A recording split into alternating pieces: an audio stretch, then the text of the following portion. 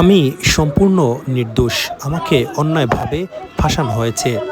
সুরঞ্জিত সেনগুপ্ত হত্যা চেষ্টা মামলায় ও একজন যুবলীগ কর্মী হত্যার ঘটনায় আজ মহামান্য আদালত হাফিজ নাইম আহমেদ নামের এই ব্যক্তিকে মৃত্যুদণ্ডাদেশ দেন।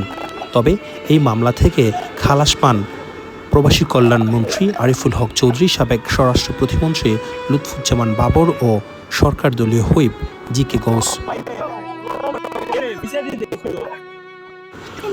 মৃত্যুদণ্ডাদেশ পাওয়া হাফিজ নাইম আহমেদের ভাই জানান, তার ভাই কোনো দোষ করেননি, তাদের ক্ষমতা নেই।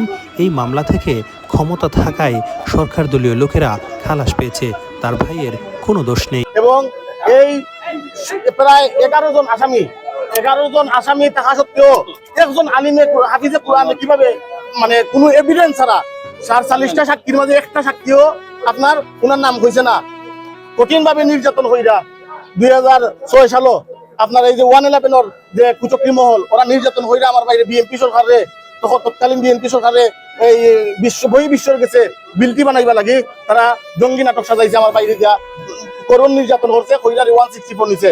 164 নিয়ে আজকে শুধুমাত্র ওই 164 উপরে মানে আপনার আমার বাইরে মৃত্যুদণ্ড রায়টা দিচ্ছে, আর কোনো সাক্ষী নাই, কোনো আইও এই বিষয়ে কোনো কিছু হয়েছে না।